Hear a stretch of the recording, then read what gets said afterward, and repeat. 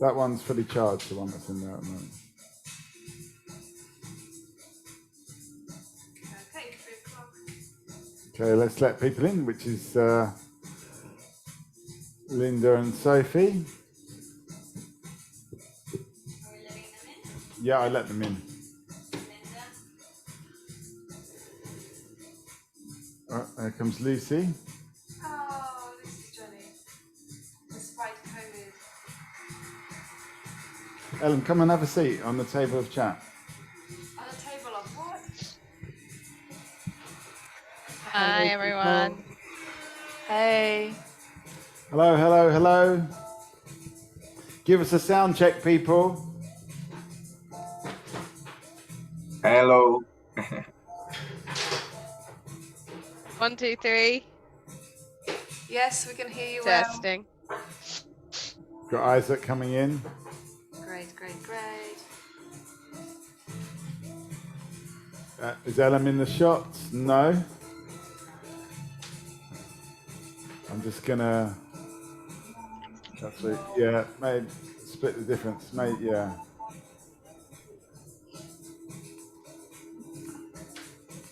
Oh, you could always sit on this side as well. I like your shirt, Margot. Thank you. This is a latest purchase from Brussels. It's the official children's TV presenter shirt, also the Talkaoke shirt. I think that's my brand, is children's presenter I vibe. really hope it's not. That's what Mikey calls it, but I really hope it's a bit more mature. My friends call my style early learning center chic. Say that again, Lucy. I didn't catch that. My friends call my style early learning center chic. Like there was a British children's brand called Early Learning Center, which had very bright plastic toys. Very so middle ELC class chic. wooden toys. Just a flag. I'm going to be. No, plastic as well. Cheap and plastic, but I'm in and out because I'm currently got COVID and I feel pretty rough. So I'll be flowing in and out. Take it easy, Lucy, and yeah, don't overdo it. Hi Timna, how Dorothy? How? Hi Dorothy, I was supposed to say. Hello Isaac and Sophie. How's everyone? There's more people joining. Margarita. Welcome. How's Hello. it in Kampala and in not Gulu? Isaac, where are you? Entebbe. Entebbe. Entebbe. How is everything in Entebbe? What's happening?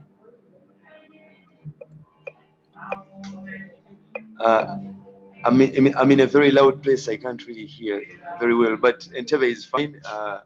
Yeah. That's good. That's the main thing we needed to know. Good. Dorothy, how are you? How are you, Dorothy?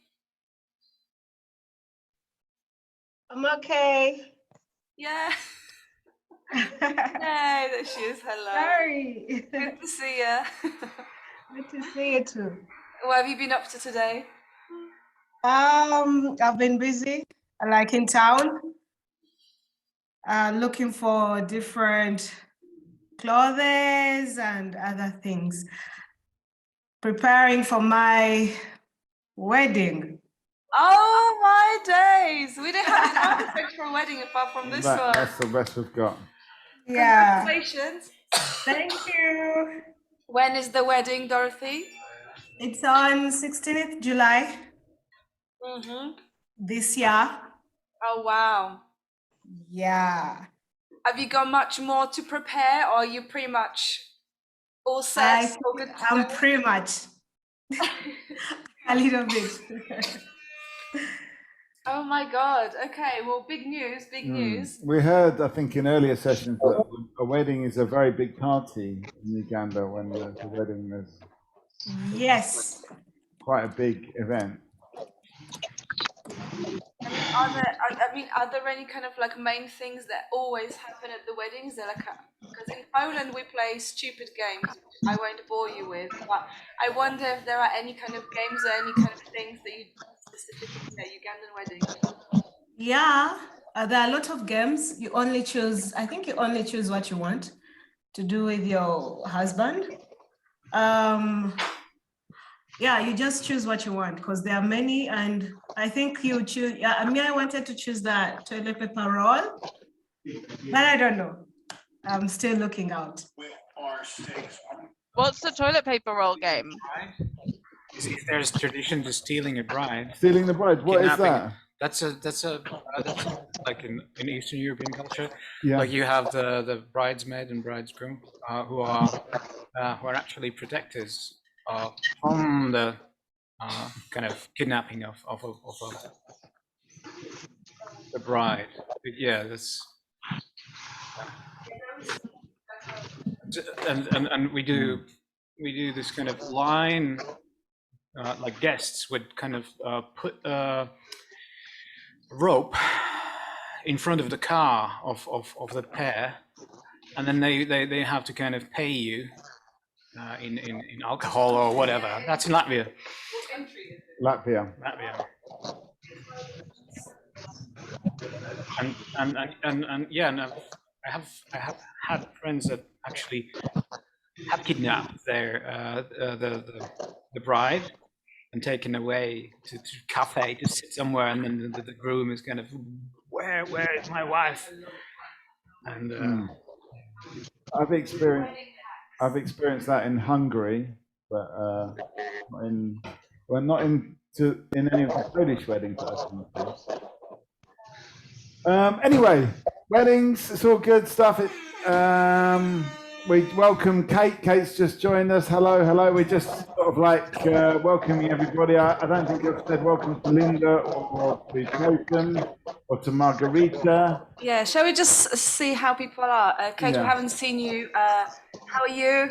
What's been going on with you? Good. Okay, good. Exhaustive answer. Okay, we trust it's good. Margarita, how are you? What's been going on with you? I'm very well, but sorry for that. I'm still very ashamed. Just discovered that I was sure I sent over my response to your questions. And I just discovered I disappeared somehow because it was supposed to be my first ever voice message via WhatsApp, and they failed. Sorry.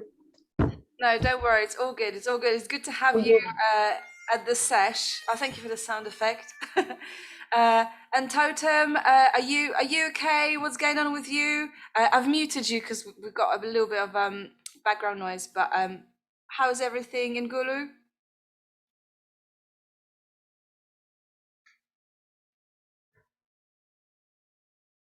It's all quiet in Gulu, actually.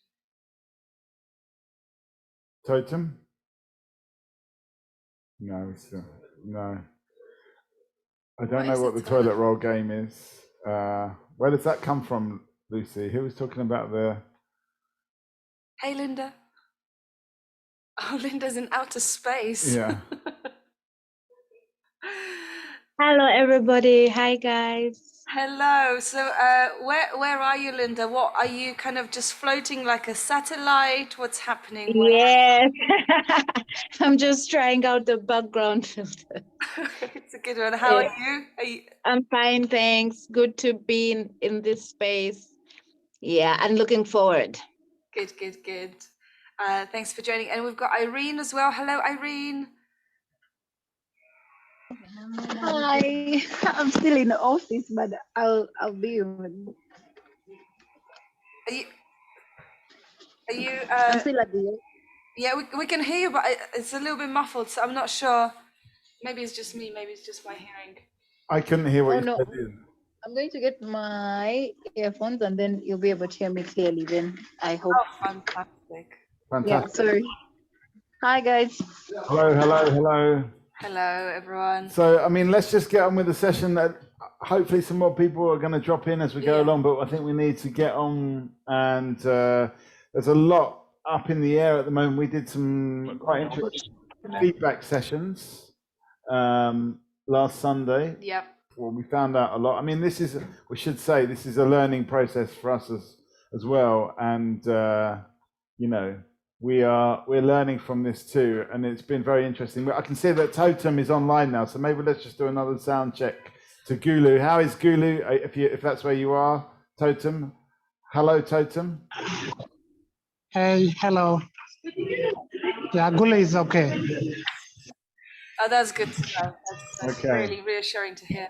But yeah, so on Sunday we've had some chit chat with everyone, or with mostly everyone, about how the project is going. And actually, this has been, I personally found it very interesting because it turns out there are some things that stress people out, and we don't want people to be stressed out. I mean, some of the things that we thought we are going to kick off with today is just to have a quick kind of chit chat about, maybe some of the things that people have got questions about, or things that kind of were highlighted. Like, for instance, what is this fabled final event? What kind of a hellish ordeal is that? And does it have to be this hellish? We don't know. Well, this looks like there's going to be fire involved. Yeah, exactly. It will be hot and fiery. Yeah. But it doesn't have to be unpleasant. Yeah. But, so that's one of the things. Also, I think rehearsals, like the idea of rehearsals, I think that kind of maybe kind of that was the wrong word to use.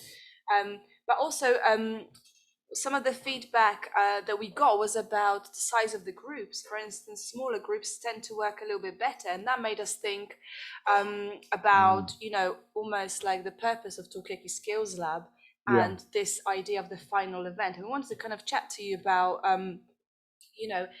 to some extent, the expectations of the program, but also how could we kind of share what we're doing with the world? And does it have to be an event? Could it be just something that people do in pairs?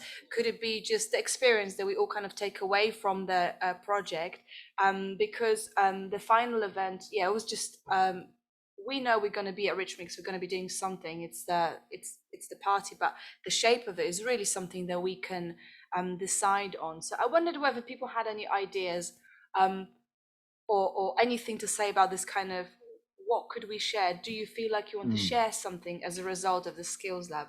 There's no kind of like... I mean, I think the other thing to say is that, we know that apart from the skills we hope that you're gaining from here, which is about this creative facilitation and, coming up with kind of collective ideas, there's also, you've also already got a whole bunch of skills, which we want to acknowledge those skills as well. So I think perhaps it's also about, for this final event, thinking about what you do in your day-to-day practice that you can actually involve in the final event. So the floor is open for taking it in any direction whatsoever, any kind of thoughts you have, and depending on how the session goes, we've got an idea of what we may do kind of creatively as a task. But for now, it's we can just have a chat about anything that we just... What do people feel about that? Go on, Kate. I just have a question about the event day. How many people will actually be there in London and in Uganda? Do you mean the kind of invited audience, or people from the Skills Lab group? I meant audience. Well, this is kind of up to us, really. I mean, we will have to promote the event. We are coinciding with the Talkaoke's 25th birthday, so we're inviting people to that. But we'll be kind of like chasing people up and just like sending them the reminders, inviting all of our friends and all of our family members and pets if we get super desperate. But it is, we don't have like 100 people who have already booked and they're coming, whatever. I think it's just something that we all will be inviting people to, and that includes everybody in the Skills Lab and everyone on the People Speak team and everyone on the KQ team. So but we're aiming for about 100 people, but there's no one coming, just yet. And also, we don't have to have that many people. If people feel that would work better with the smaller audience, we can go smaller as well. But I'm just curious. Oh no, Margarita, did you have your hand up? No. But Tim, just off the top of my head right now, immediate response. Once it's a celebration, and that must be pleasant for people, for us, and for you, and for the audience.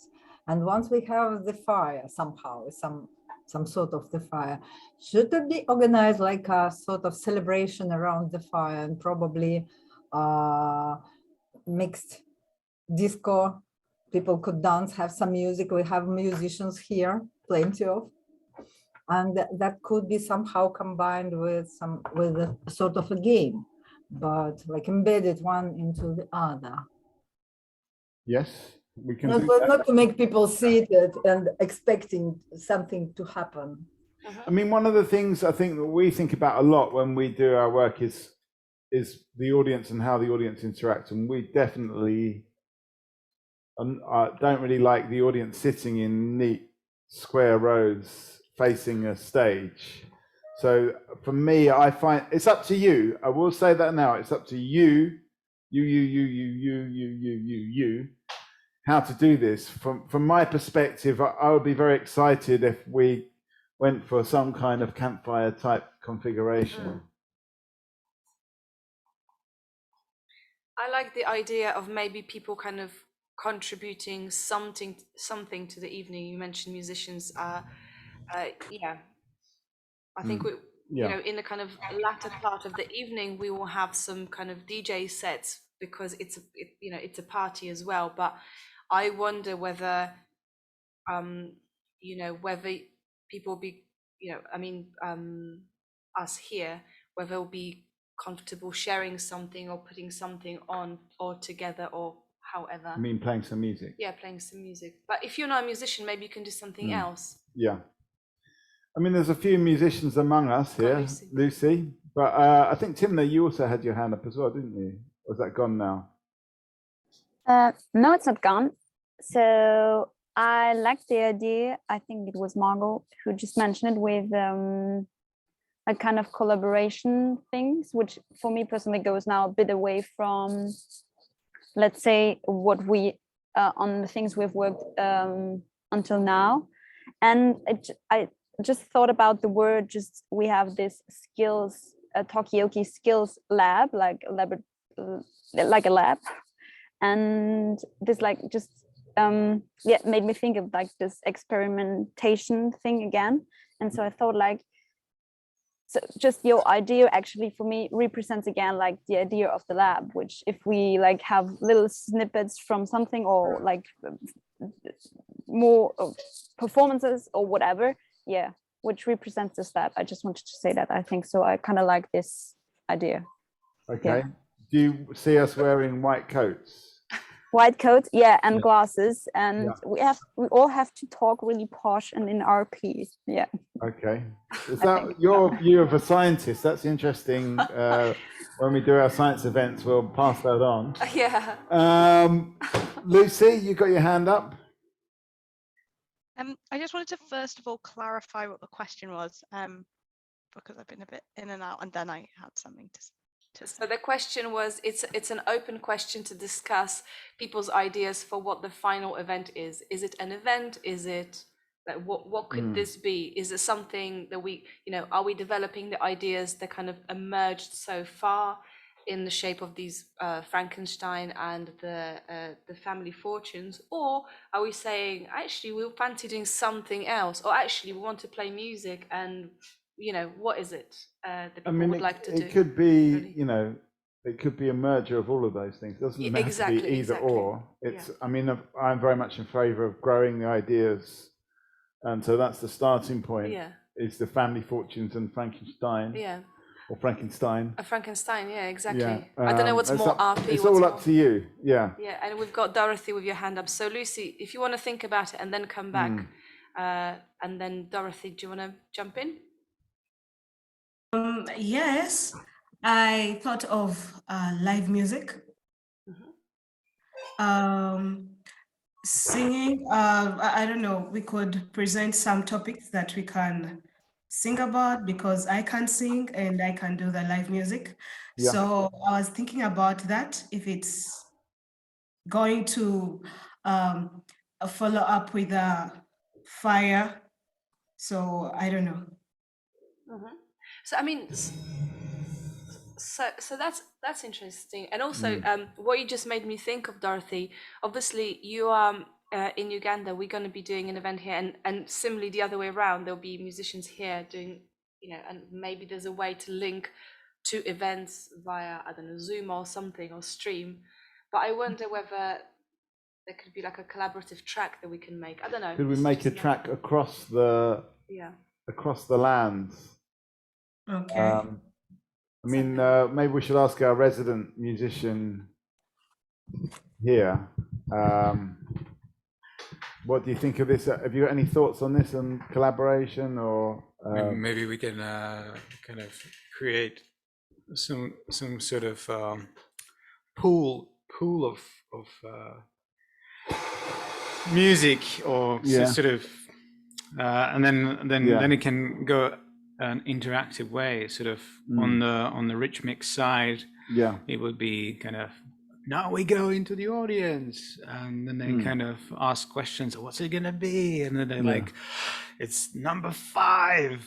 And then what's number 5? What's number 5? And then then you go to. Well, it's a bit like a kind of spin the wheel. And then we focus, focus the attention to Dorothy, for instance, and she has the number 5. Okay. And she breaks out in the song. All right. Yeah. Okay. Our resident videographer Ellen wants to say something. Hello. Well, I do remember from watching is Irene and Gonzo's video about musicians in Uganda and the UK, and from that, you got to switch it on. Let me switch it on. Yeah, but from that, I remember Margarita mentioned that perhaps we could create like a Spotify playlist or something like that. So I don't know, I think that could be a really nice idea. Another way to sort of like merge tracks that you've made and tracks that was mentioned A little in playlist, that video with with some popular musicians in Uganda. Yeah, I mean, it could be. I mean, it's writing kind of a pool of lyrics that you can sing and kind of share amongst like musicians or singers, and then or some themes that you can kind of perform from your side. It's like, I'm not sure how many, like, do we have here in London the Skills Lab any musicians? Who is that? We've got you. Yeah.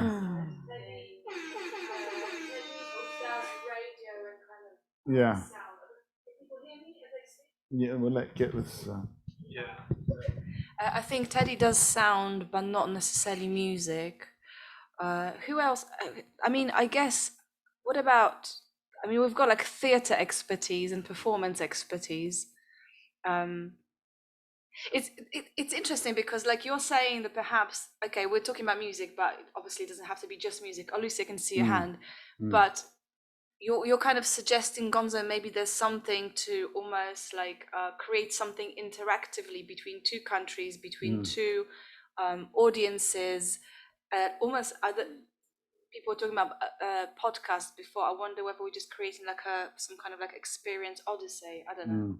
I mean, let's bring in Totem on this. And I noticed as well, Isaac, that you had your hand up for a minute, and then also Lucy. So Totem, come in first. Okay, thank you so much once again. So basically, I think my input on this is we are in a lab, and then when you're part of a lab, it means we are creating or we are co-creating. So I think there's a possibility of us putting something together. We can do a production that features the different skill sets, because we have people like theater producers, we have musicians as well, then we have people who can play instruments. So I believe like we can produce something like towards the end of the event, so we can create something together, sort of like a collaborative production whereby you bring musicians and then instrumentalists and then dancers as well, or theater producers to direct. Like we can do an imaging performance together, maybe around the fire. Totem, is there anything that you would particularly bring into this? So basically, I do much of creative production, like events organizing. So maybe I can come in that direction, but as well I do rap as well. So maybe if we have thematic ideas, we can write a topic, then maybe I can write a rap on it. So if we can have enough time, we can get into studio, maybe create some track, then record a demo. So if we are able to record a demo, it means we can perform something on the day of the event, you know? Okay, Yeah. sounds good. Yeah. Sounds good. I see there's a lot of hands up, but I want to go to Isaac because you had your hand up as well. Then Lucy, then Margarita. So I was of a view that maybe we imagine live performance, because I can play the guitar and I can sing as well. Imagine like live music with family trees of fortune and the other idea of, is it Frankenstein? Frankenstein, but it's something about a fire. So that it's a title. It's a Yeah. So we imagine the two ideas from the two groups, and then in the middle we can get maybe like a live performance, which on the Ugandan side I'm happy to do. But also maybe like I would also welcome the idea of maybe fusing with artists from the UK, and we kind of like, because here we have a lot of like amazing instruments that can make sound even much more unique. Kind of like I know Totem, where Totem comes from. They have like local indigenous instruments that they play, and if you add that to like the modern sound, it creates a unique sound.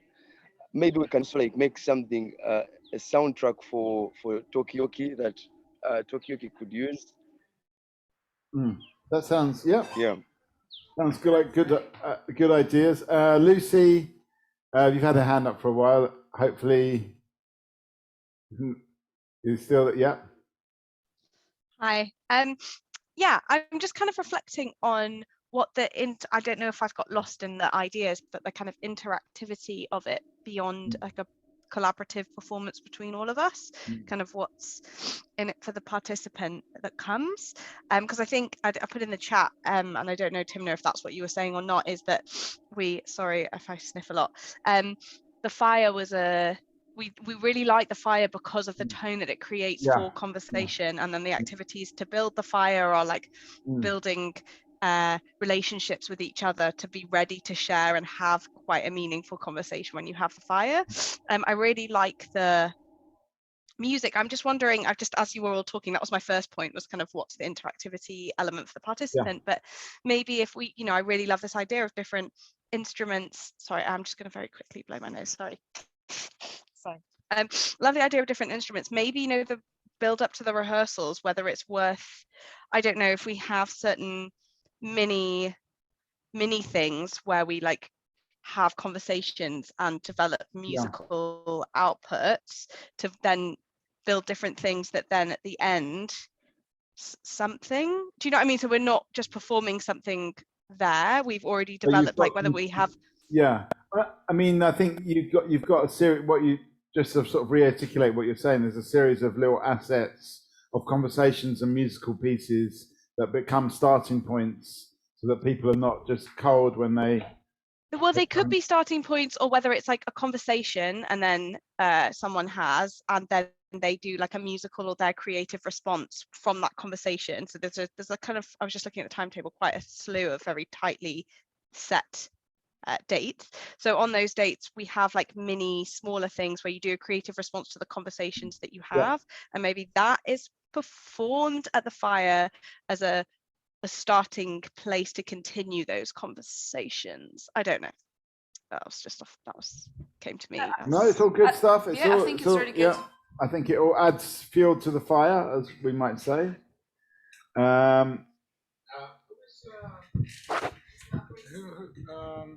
Is it her turn?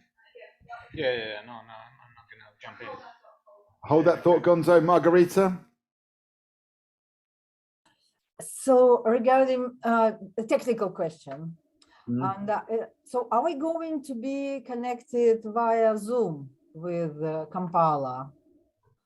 Yes, I think so. On that day, and do we have technical possibilities to like listen each other's music? Isn't it an issue? I think there will be an issue if you're playing on the same time, because there is a little bit of a delay. So if I do So it, that's about the delay. You know Yeah. why I'm asking? Because actually that was in the summer 2020. And that was an issue when you do music via Zoom, but probably we needed something special account or whatever, because we just couldn't hear it completely, but okay. So, yeah, it's just the way the technology works. Actually, I was talking to some people from Zoom, but I don't think there's a way using Zoom to actually play music where you don't have that delay issue. Yeah, I think it needs to be kind of pre-produced and kind of sent over to here, so we can kind of. Because if we had this chance to hear each other nearly at the same time, we can do some sort of improv session, and we could add, I don't know, if someone is rapping, improvising with rap, and I don't know if we can like create some verbal response to that. I don't know if it's possible, or we can have some percussion to add if people, because in London there are not that many musicians here, so we can bring something and have, for example, it doesn't make a lot of noise. I forgot, how do we call it? Can you hear it? Can't you?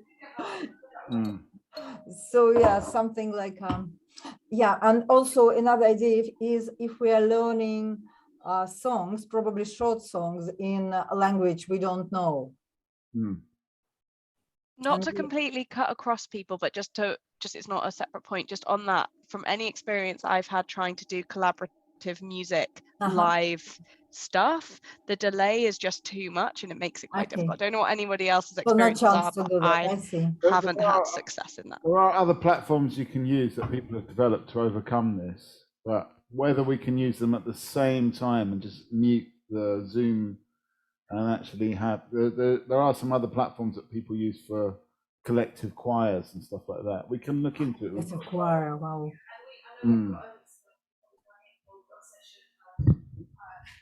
We've got a session booked with Wawiri and his team, the technical team, or we're kind of organizing that to understand what possibilities are on the Ugandan side. I mean, is there anything to mention about that, as we are on the subject of technical stuff, Wawiri? Is there anything else, anything you want to add?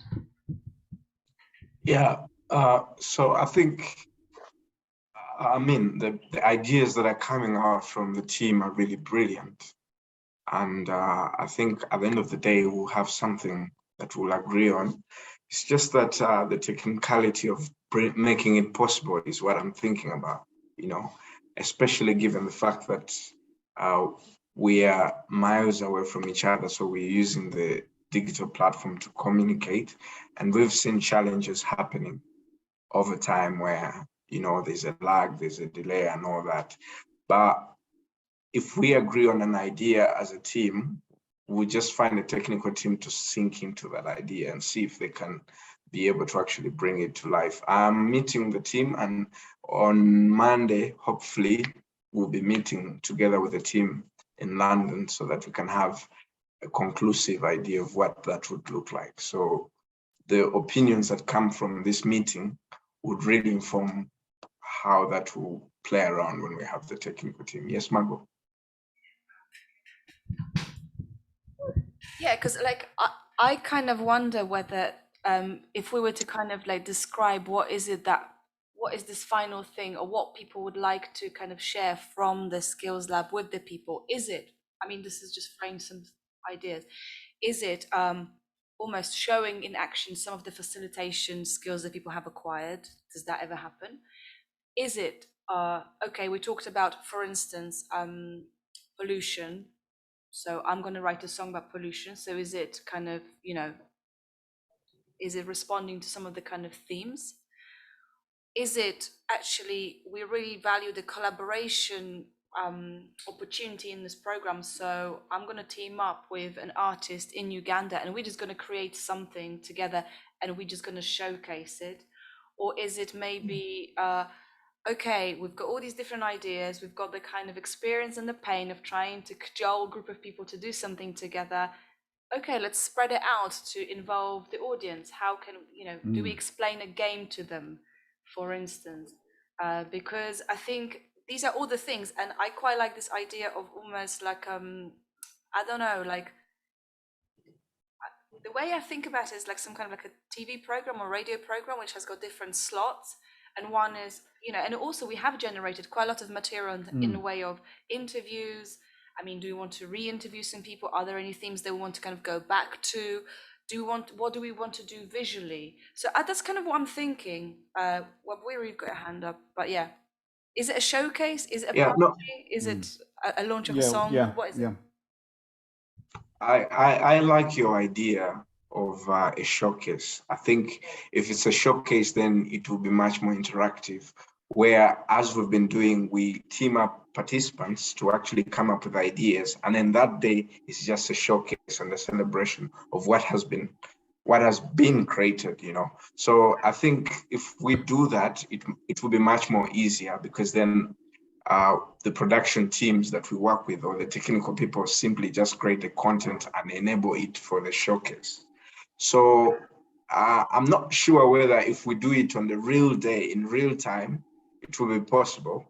But if we do it earlier, so we team up participants so that they can create, and then what they create is what we show on that day, but also celebrate it.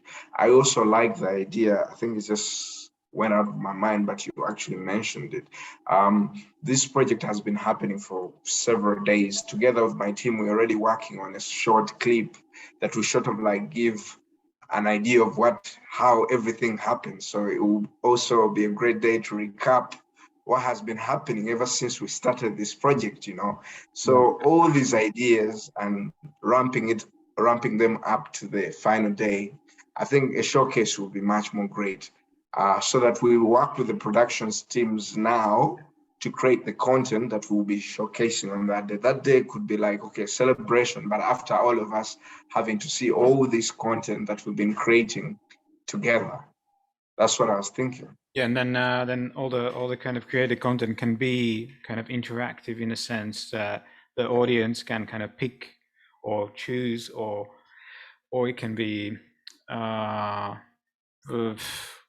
or after each showcase can be like questions asked, like, and if that person from Uganda is online at that moment, or if they are showcasing from their device, then they can be online and then they can kind of interact back. Yes. I think that's great, Gonzo, because then we already have all this content, and that day is just that we're coming online just to watch it and also interact with each other, because it will be a physical space. So all the Ugandan participants will be together, all the UK participants will be together, and we'll all be online, definitely. Whether we can do the showcase on that day in real time is the question. And I don't think that's very possible, considering the network, internet accessibility here, and all those challenges. Rather, we work with the technical teams now to prepare for the showcase then. I mean, my feeling about it, Rabiri, is maybe we can if we've got both, then we're ready for the liveness, but we're also ready. We've also got the backup of the pre-recorded stuff as well. So we've got the best of both worlds. You know, I think the chance to be live in a showcase is just so. Ellen's agreeing with me as well. So there you go.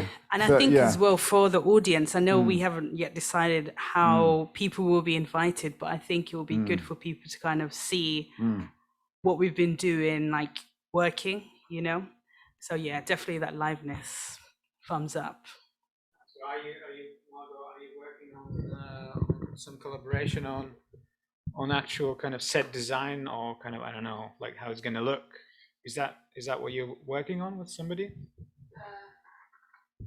For the day? No, but I could. I'm not a set designer, but I think it's an interesting one. And I think from my experience, and maybe Kate, you, because you've got a theatre background, I mean, maybe you can say what you think about, you know, just kind of pulling together all these different elements, because I think dramaturgically, what do you mean dramaturgically is just kind of how the night runs, because if you've got a lot of different bits to show, you need to still keep up the energy. You need to, if we've got some kind of interaction going, from Uganda, for instance, if there's like, oh, here's a bit that Gonzo and Irene devised.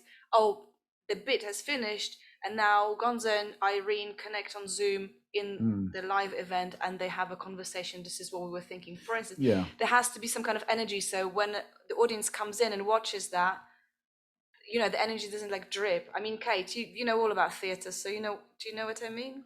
Yeah, totally. I was going to say, sorry, I'm being quite quiet, but it's probably because my skills are much more in like putting things together exactly like you were talking about, like a sort of shape for the whole event, and if there is interaction, like how does that work? Is there like if we're doing lots of different little showcased little bits, is there a frame that like ties them all together? So yeah, I'd definitely be up for thinking about that, and the performance space, both live and digitally. What does that look like and feel like for the people that are accessing it in different ways? So yeah, I'd love to be thinking about that. I'm just sort of trying to like get a handle on what the like material of it is. Can I ask you, Kate, just for you personally, from all the things that kind of Skills Lab did or provoked in terms of thoughts, are there any so far, are there any kind of things that particularly, that you are particularly excited about? And I think that's a question for everyone. For everyone, we can, as we say, go around the table on that one, even though it's a virtual table. Yeah. Because it could go in any direction, but I wonder about people's individual preferences. Yeah, and that's because I'm also aware Hassan is a visual artist as well. And we need to think about the visual side too. But let's ask Kate first. So Lucy's got her hand up, and then we'll go around. I think and Ellen as well. I think I've been really drawn to. God, it's so like difficult to talk about because it's like you were saying, Margot, like we've talked about theme things, but we've also talked about like ways of communicating, and it's like I feel like we want to create something that's both, that has like some actual meat to the conversation, but that's also like about how we talk. But I've been really drawn to like the things that become a bit more theatrical, I guess, like the idea of a fire, people being around a fire. Also really interested, I thought the idea of like surveys was really interesting because it's both like cultural and political. It's about like situations in the two different countries, but it's also about like asking people questions, which is what Talkaoke is about. So those seem really exciting. And I was just having a sort of quite like wide thinking about it this morning, and I was feeling like the thing that seems to bring those two things together is like something about paper, and like I don't know, that's a bit random, but it feels like you burn paper, you write things on paper. So yeah, I was just thinking about that. I mean, hang on. Sorry, because we're sharing a mic, but I'm just saying, these are brilliant ideas. And I think also, just thinking about this kind of like visual, because you asked Gonza about what happens in the space, was the set design. And I think all these ideas like paper, fire, the formation of people, these are interesting things. But okay, who's next? Who wants to say, what are you excited about? I'm conscious that has Lucy gone? Have we lost? No, Lucy, you had your hand up for ages. And then we'll go to Margarita. No, Gonzo and Ellen wanted to say something as well. It's all kicking off. Lucy, come in. Hi, sorry. As I say, my brain's a little mushy, so some of stuff might just be re-asking and clarifying. And so just to check that I understand where we're now at on the journey of what this could look like, is that it's lots of people collaborating to produce an end piece that's put together and shown at the end, then there's possibly a fire. Just before I say the next thing. I don't think anyone said no to the fire apart from the health and safety officer. Great. So the thing would be like, I'd be keen for obviously there's co-production, but I don't know whether anyone thought about involving public groups for the participation in the development of those pieces. I don't know, I'm just literally repeating what I just said, but just wanted to clarify because I was keen on that. And the other thing is just made me think when you mentioned, Kate, about paper and surveying, and I went to a talk, or there's a few kind of theatre design people that I've worked with, and they do this thing called kind of reality disruption stuff. I think that's a word. I don't even know if they use that word, but it looks very similar to the thing that it's supposed to be, but it makes a different comment. So for instance, could we design, I don't know if we're writing surveys, if we're thinking about kind of set designy stuff that looks exactly like the way that we would vote, but has different questions on it. So we're using, I don't know, in Uganda, that's specifically what that would look like, or and for us, what that, you know, there's, so it looks just like, I think there's an organization called the Liminal Space that do it very well. They do often take up a pop-up shop and make it look a bit like that shop, but they're talking about something completely different. They did something called the Departure Lounge that was about, and it was like, where will you go? And it had like looked like an airport departure lounge, and then it was like about death and dying and having conversations about death and dying. Anyway, that was my comment on the paper, and then you could like burn your vote and then talk about the vote. I don't know. I mean, so many things there. Please put the links into the chat if you can find them,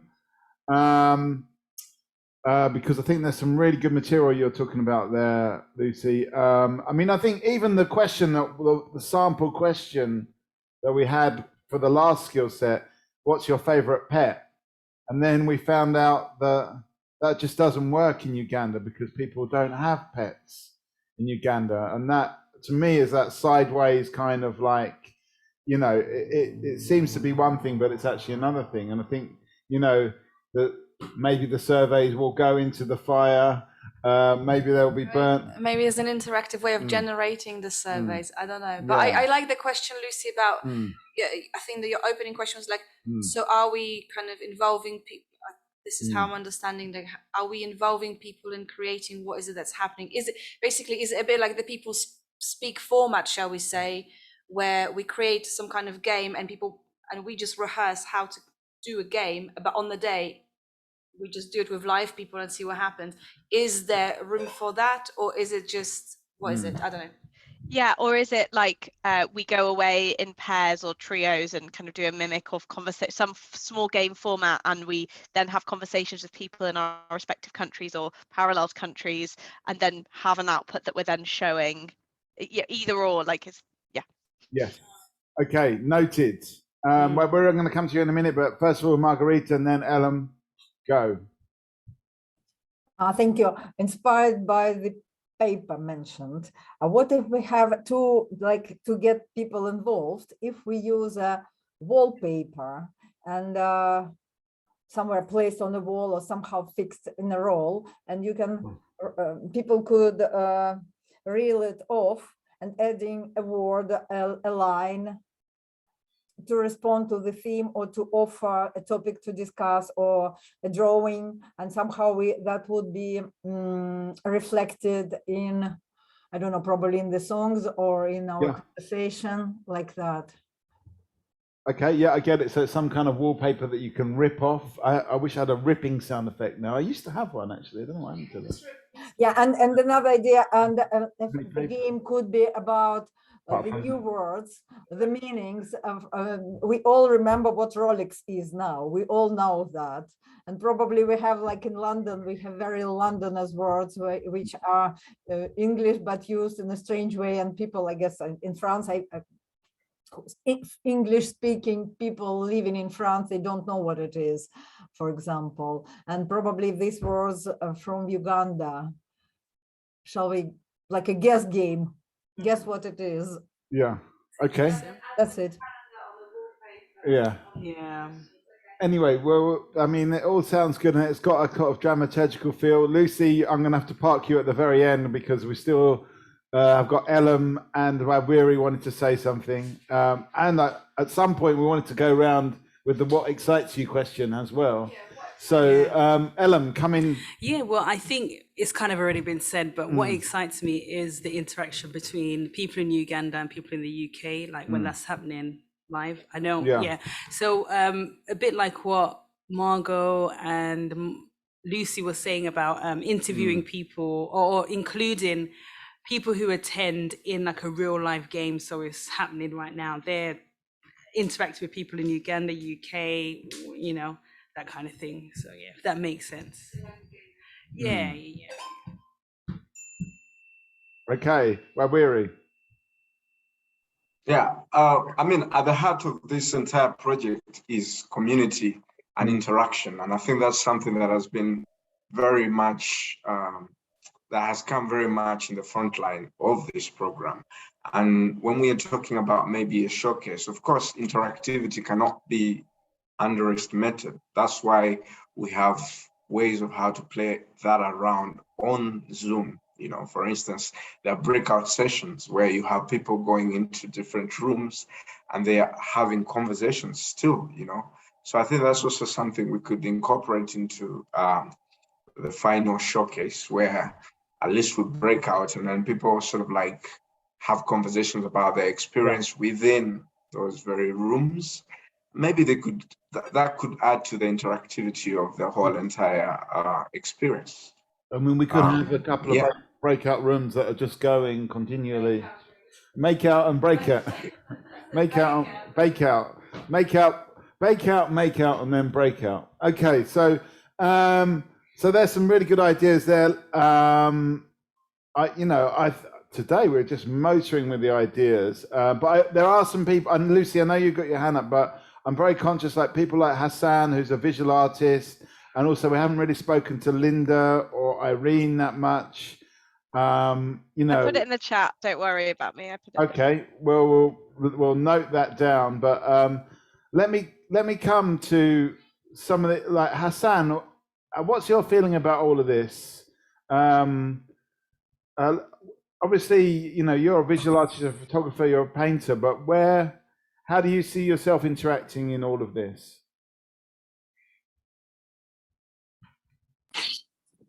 I'm sorry, my audio is a little bit so bad. But just to, I humbly ask that I talk like in 10 minutes, if it is okay. You'll come back in a few minutes. Yeah, no problem. Yes. Because my audio is kind of bad right now. Okay, we can hear you fine, I will say, but all right, let me just come in then to Linda, and then we'll come back to you in a bit, Hassan. Yes. Yeah, I do support like having to go in co-production groups to come up like with performances under our field, or even to collaborate to come up with something. I also like the idea of it being live, having to invite like the public and also the public participating, because it will really be working on also what we have been, you know, trying out with the games we have been doing in the different so if also the public, if we can really now actually put this in action in a way, we now actually have a public, how are we going to make them participate and how do we participate with them? Yeah, but I don't know how it will be though, having the physical people and then also the ones online, and then I'm hearing breakout groups. So when the people in the breakout groups are doing that, then what are the people physically doing? I think that's where I'm still questioning. I mean, the way that I saw it, and maybe Wabura, you might want to correct me on this one, but the breakout groups to me almost would be places for smaller conversations to happen that were not on the big stage, where you could just actually talk to somebody and have a chit chat with somebody across either, you know, if you're somewhere else in the country or in you know, someone from Uganda could just have just almost a quieter, almost like a booth, where you could actually have a quieter conversation with somebody, and that could be like an ongoing chat that we could just do while this other more program stuff was happening.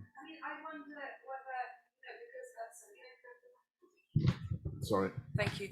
I wonder whether, you know, because from our conversations, there's this kind of the idea, the smaller groups of this kind of more intimate connection is something that's really interesting and valuable and like deeper. I wonder whether there's like a special talkaoke that kind of goes on in the evening, which kind of has always the online participants being, from Uganda feeding into London, and maybe there's something that we can do clever by projecting into Motive, which is the space in Kampala. Obviously, there's no talkaoke table there, but maybe there's something else. So, there's always this kind of, the existing format of talkaoke is always kind of like spanning 2 countries. And so that's one thing. And the second thing I was thinking, there's the event itself, and maybe, is there anything that we are producing which is going to kind of live after the 10th? Is it a track that people can download? Is it a podcast before the 10th that people can listen to? Is it, is it a blog? Like what is it? Is there any? Well, you're getting applause. You're getting applause from Hassan. Question. Oh, thanks, Hassan. Is it an art piece that people can collaboratively construct over the period of summer? I don't know, something. So some kind of some artifact, an artifact. But let's come to Hassan because you've got your hand up. So come in, Hassan. Yeah. Sorry for the bad audio, but I have to do this. Like I like all the ideas that people are putting across, and also just outlining the fact that since we are in different areas or communities, we are affected by different things. Like if I have to create an art piece right now, it would be different from an art piece that would be created in London right now, because my environment affects me differently than someone who is at that side. So for me, picturing this whole thing, it would be more interesting if like there is a topic.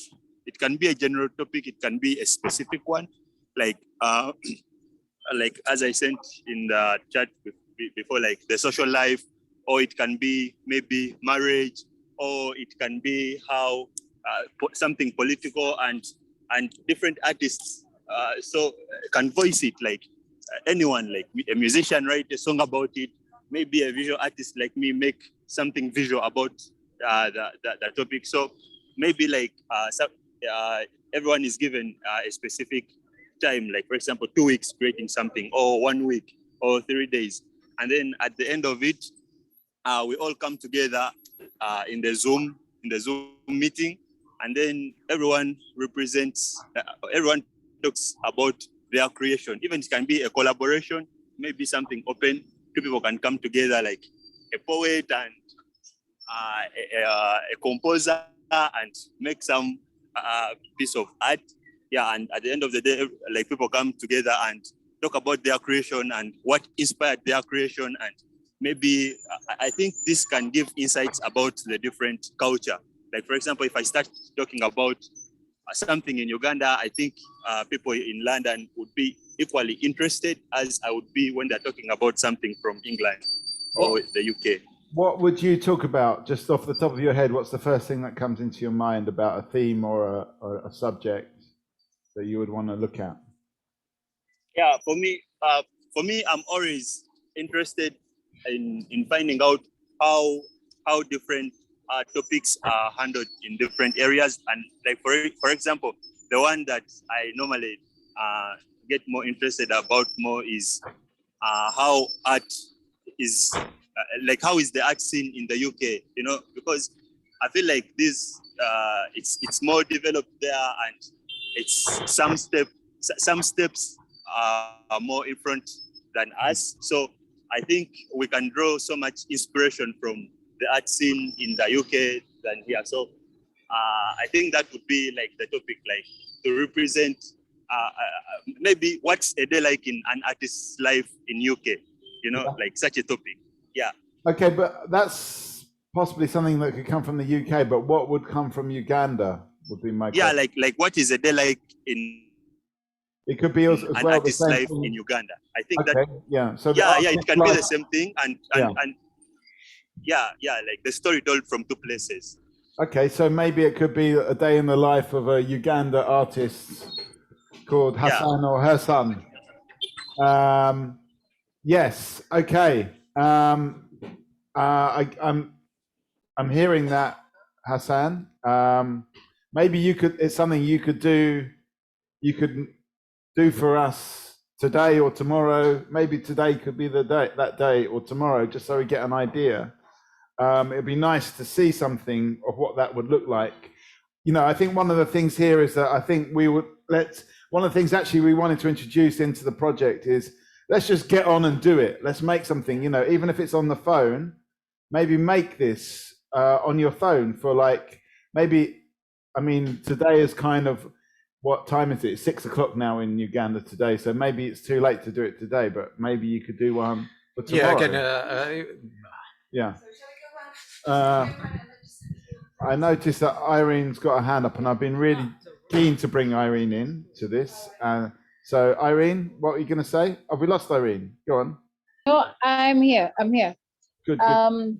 Yes. So I think my head is bubbling with a few ideas, but since we want to involve the public, and these are people that most probably do not know about Talkaoke and the Skills Lab, I think we should go back to, so in the first place, depending on where we are meeting, if it is in person or online, we should make a video that goes back to the very first meeting that we met, that had the different introductory videos of everyone.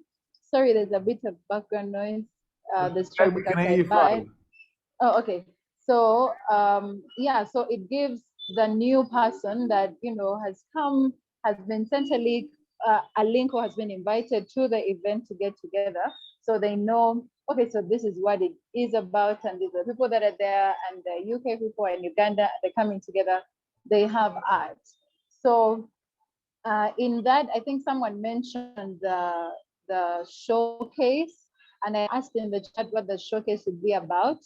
And maybe as people get to meet and greet, chit chat, they can go around and do a showcase. So I'm imagining we might have a screen in the room if we're in person, so we can see what's happening in the UK, and you guys can also see what's happening here. So we are moving around, you know, meeting, greeting, and then after that, we need, because again, it's people that have not been a part of us most of the time, and we want to involve the public, and it's the public, we need a topic that is affecting them, you know, okay, not them, but like all of us, and they can actually identify, and we can have a conversation about it. But since it is a skills lab, it would have to be in line with art, or maybe how can we use art to not solve, but maybe help with the inflation problem right now, or with whatever issues. So many problems right now. And yeah, so we can pick a topic on either side that is similar, and kind of find a way to build around it so that there's interaction from the outside. So how do we connect the UK to Uganda in real time? And I assume all this is being recorded somehow, so that later it can be merged into one. I mean, let me just stop you there, because you mentioned inflation, and I think that's probably a good one that both affects, you know, people in the UK and in Uganda. And that's a big topic that people are talking about in the UK for sure. But maybe we should all just throw into the chat some ideas about topics and themes that will be useful. Also, I just wanted to say that I've already, in a way, given Hassan his task for the fortnight, which is to make his day in the life video. But maybe we should also think about some of these things just as a sort of starting point to see how this is shaping up. Maybe it could be, in your case, Irene, some kind of report about, you know, some of the issues that are affecting people right now. So what is that? I had something else. It just skipped my mind. I'll just come in when I remember what it was. We'll come back to you shortly, but this goes to everybody. Throw some ideas in the chat about what. Dorothy, you mentioned change. That's a good one. That's a big one. Gonzo, did you want to say something, or has it gone now? I noticed Isaac, you had your hand up as well. So do you want to just come in on this one? I feel like we're in a weird way, it's starting to take form. Yeah, I was mentioning in the chat that it would be great to kind of have one spot or kind of one Google Drive where we kind of can make folders of, I don't know, sounds of Uganda, sounds of London, like kind of images of Uganda, images of London or whatever. And then kind of these folders where you can kind of bring out and kind of interact, like, I don't know, make it, put it into your work and then into your kind of showcase. And then if you want to kind of make something for the showcase, or get inspiration or get kind of your head around. And then also then the second thought was kind of to kind of we probably, everyone knows, like everyone is their skills, and it's like in the list already. I mean, I'm definitely gonna do something with Irene. It's like we've done something before. Now we're gonna do more. But I'm thinking, for instance, if we figure out, like, if there would be this little sort of archive of things, I could bring it in. That would be very useful for you in your practice. So once again, I'm going to give the task to you, Gonzo, to create the folder, start to populate it, and start to ask other people to do that. And then we're doing business here.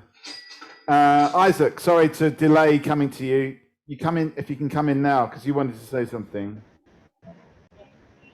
So I was maybe thinking of a way we can involve the public. But I wanted to ask a question, whether is there any alternative way we can connect that is not Zoom? I mean, there are other ways to do it. Because I've been researching this actually from a musical perspective. Because I'm feeling like we have amazing ideas that we could execute, but when we look at like the communication part, when talking about involving kind of like the public, I would say maybe we create some like competitive activities to do. Like for the case of Uganda, I think dance competitions would be an ideal kind of like where there's a campfire, we have local drums that we're playing, and there's like maybe a dance competition where we could like have an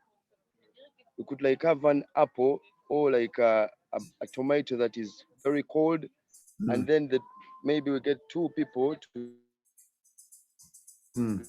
dance, group like four, pair them in two, and they're dancing with maybe like apples that are cold, and the first apple to drop loses, the last to have the apple, something like that. Okay, that sounds like a good idea. I think Wabwiri is looking a bit worried about how we're actually going to produce this, but we'll cross that bridge when we come to it. There's something about the technology here. I just sort of feel, in a way, I mean, this is kind of how we tend to go with the people speak, is that we've kind of gone a little bit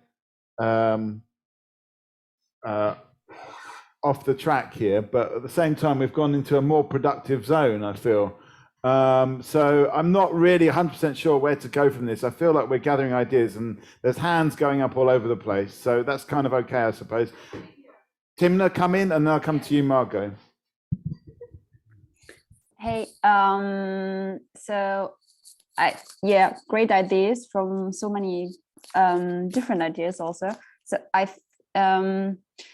had a creative fire thing, which where I saw fire in kind of the way of that our culture, like we are actually the fire, we are like the wood for the fire of the culture to let it burn, and where we could use like also these breakout rooms in an offline or online possibility, and then ask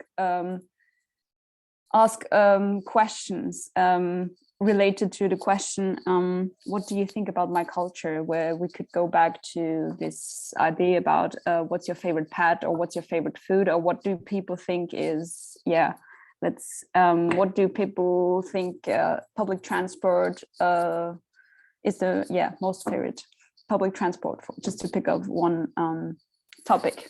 Yeah. I mean, from your perspective, what do you think the kind of, or just not the most, but what is in your head about something that you've learned from Uganda that was unexpected about how people live there?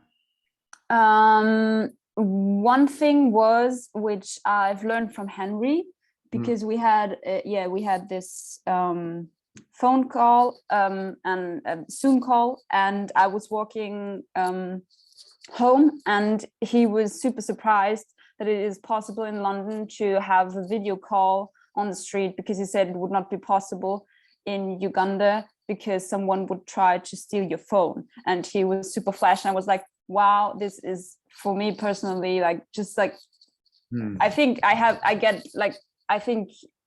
an idea, or I know things about Uganda, but it's different if like someone gives you a kind of real insight, let's say like this. Yeah. Okay. Does that answer your question? It answers my question for sure. Does it answer other people's questions?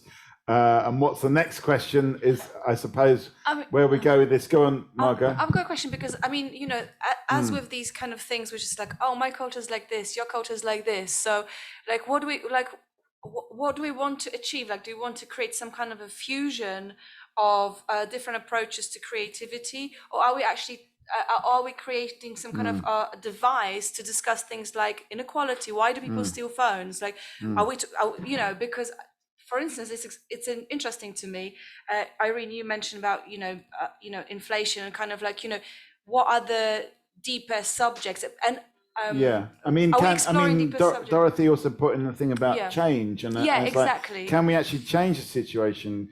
Can people in Uganda see a situation where you can actually have that conversation out on the street? So my question is like, is it about some kind of safari? Oh, hey, we learned this about each other. Oh, isn't that lovely? I mean, if I'm not an artist, then will I come to this event? That's another question. Who is this event for?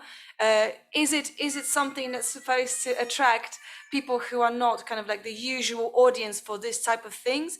Is it a showcase? Or, for instance, because what I'm kind of also picking up is, you know, people as artists, they want to know about the networks in the UK, broader opportunities to collaborate. And do we need to cram that into the event, or is there like a separate thing? Maybe we do another follow-up session, which is, okay, we get some people invited from the British Council, this, that, and the other, and we talk about, you know, we talk business as artists. Yeah, I mean, there's a lot of different things there. There's like, you know, what is our role as artists? There is like, what is the kind of takeaway, and what do we move forward with after the 10th? So there are two really big questions. And also, like, can we do anything about all the issues that we've heard about over the last few weeks? Ellen, you've got a point, then I'll go to Lucy. Yeah. I think I'm definitely leading to like something that celebrates the collaboration between artists in the UK and Uganda, because that's what this kind of project is about, rather than just a showcase. I just think it will be good to just sort of show how you can, everything Margot was saying, really. I don't want to repeat what Margot was saying, but just open up your networks. Yeah. And also, what do you think about the possibilities, or does it, you know, okay, you're agreeing with what Margot's saying, but what does it suggest to you in terms of what an artist can do, or where we take this project afterwards? Those two questions. Yeah. Well, I think that I'm really interested in this idea of a day in the life of an artist in Uganda and in UK, because I think it can maybe open up some of the challenges, and I reckon there's probably a lot of similarities. Maybe we can support each other through knowing what some of the challenges are. And I think going forward, I think it will open up more like collaborations, because we do have a lot of, you know, us. What am I trying to say? Oh God! Like basically, we have a lot of similar skill sets. I'm sure we can where we can work together in some way. So, yeah, if that makes sense. But yeah, definitely like something where artists can come and kind of like learn from. You know. Okay. Hang on, I'll come to you in a second, Margot. But let me come to Lucy, who's had a hand up for a while. Hi, sorry, I always got my hand up, always something to say. Just in response, Ellen, maybe that's like a conversation we need to just have internally with our groups of like, what are our barriers so that we can support each other to produce that creative output, and that even the things that we're doing. That answers that. But the thing I was going to say, I put it in the chat, but in terms of topics that we could talk about, this is something that I'm constantly thinking about all the time, and I'm like, can someone send me if someone's written a book on it, or if they haven't, should I write the book on it? But I don't want to. Is like, I think in different cultures we have words for different things, that, you know, like this, the word petrichor for the smell before it rains, like things that are then phrase how we see the world, and like very things kind that of we nuanced do. things that are in just that one culture. Yes, and so therefore that could be like a vehicle, like if life is different, then that's a vehicle into saying we have this word for this thing that we do, and it's like, oh, we don't have that at all, but we feel like this at that time. I don't know if that's like, I don't know if there are different words, and we'd have to probably do a whole thing. But anyway, that was something I dropped in the chat, and that I'm always constantly interested in, because words just frame how we see everything. All right. I mean, I'm just conscious that we're sort of coming to the end here, but every time someone talks now, I'm going to come up with a challenge. So for you, Lucy, I want you to find a word that has got that thing. It can be in English that is untranslatable or doesn't translate or something like that, or is defining of your culture. It doesn't have to be in English. It could be in any language, actually, but just one word. That's all you have to do. That's your challenge. So if anyone else talks, they're going to end up with a challenge from me. Right, where are we going with this? Who else? I think we've got it from everyone really now. I mean, I'm really, really happy how this has gone. And maybe I just want to go back to Totem, actually. You've been listening in. You haven't said anything for a while. I know that you're talking about bringing in sort of different, maybe doing a rap or bringing in people from your area. What is this suggesting to you right now?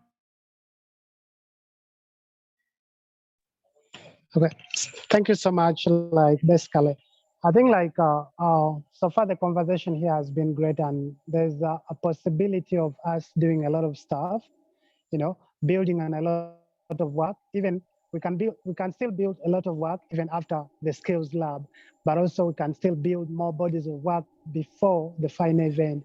So I think I'm just curious and just looking forward to the final event, and then how possible we can really work on this. Because like, yes, as I did mention, like we are in a lab here. It's a skills lab.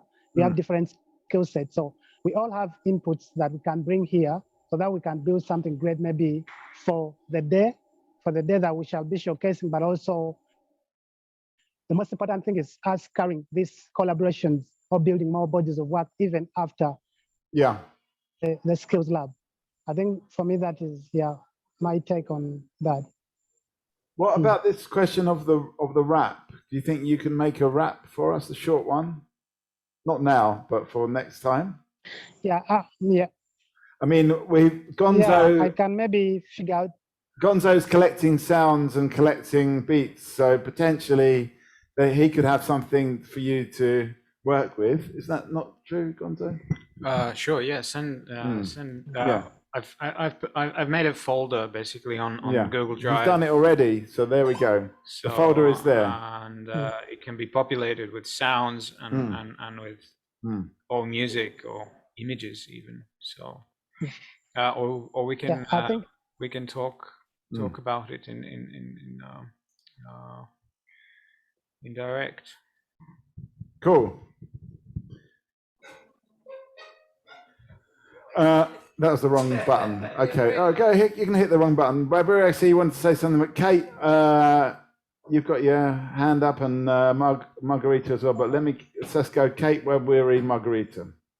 Yeah, I was just thinking, like theme-wise, or like idea that has really interested me is quite similar to Lucy's, except not a word, but more like an idea of what is like common sense. Because I think that in like the UK, people often talk about common sense and like assume that everyone shares this like It's the same idea of what that means. And I feel like some of the really interesting stuff we've learned in conversations are when we're like, oh, actually, that's not universal at all, like the pet question. So yeah, I'm interested in this idea of common sense and it being like super British, to be like, oh, but is that sensible and common sense?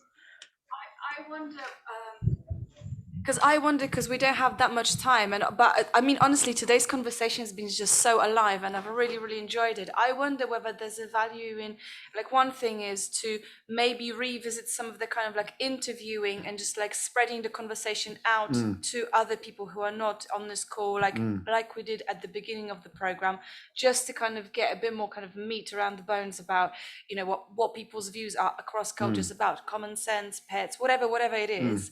So maybe that could happen.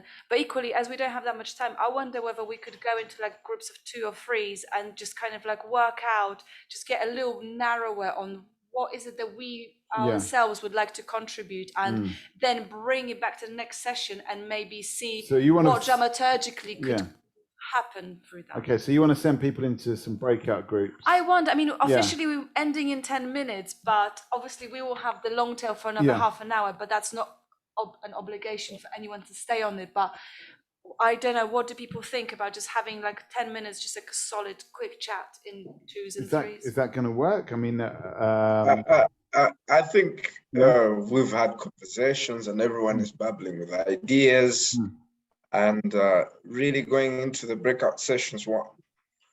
I mean, it's a great idea, but what is coming out from this is maybe we could team people together. And then they can come up with ideas, and then they can find their way of how to present those ideas during this break that we'll have until the next time we regroup, you know. And then at that point, they will have to share a little bit about what they're creating. They may not have to show us, but they can just tell us a little bit about what they're creating. And on that day of the final day, we can showcase that, but also have an interactivity around what it is that we've been part of this amazing project, you know. So for me, I think pre content creation would be very good, but also creating the content on the very day is also a good idea. But it will be much more better once we have I mean, I think we're getting somewhere, and I think you're absolutely right, Webber. Maybe it is a bit too late to put people in their groups, but we just come up with that idea of some smaller groups of who you're going to collaborate with. I mean, I think also your point about let's go back and do some more interviews, that's going to work for some people, but for other people, like Hassan has already gone off and started the day in the life of an artist because he's not on the call anymore. So he's already gone into his own breakout group. And so, you know, in a way, I think we're kind of giving people permission to do things in their way, and people are doing it in a different way. I hope that makes sense to everybody. Are people picking that up? They feel like they've got a way to do it. Maybe we should just ask that question rather than send people into groups. Ask the question if people have got some kind of idea what they can do to add to this to bring in next week. And let's just go around to everybody on this one. So just because Margarita is in my top corner, I'm going to start off with you, Margarita. Do you feel like you've got something you can do? Is it going to be about researching wallpapers? Is it going to be about, you know, questions? What do you feel like you've got something to do for the next time, Margarita? Oh my God. Actually, I just opened this Google Drive and All right, distracted my attention. But listen, what I wanted to ask, if we are going to have access to our interviews we have produced as a first and second task, I guess.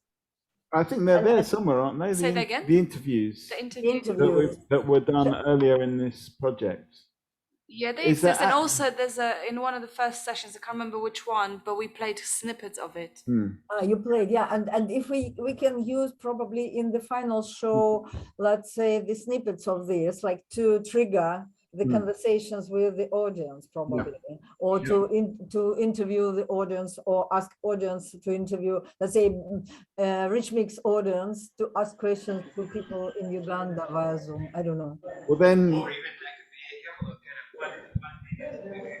it's like a little well of again, back to the pools, but like if the audience is more kind of into kind of shorter format and kind of interacting with one artist, and then like, oh, maybe it's time for a little showcase right now, and then like, oh, on it. Or maybe like the tempo is going well, the energy is good. Okay, now we're doing the more interactive bit rather than Okay, so we can play it by ear a little bit, read the crowds.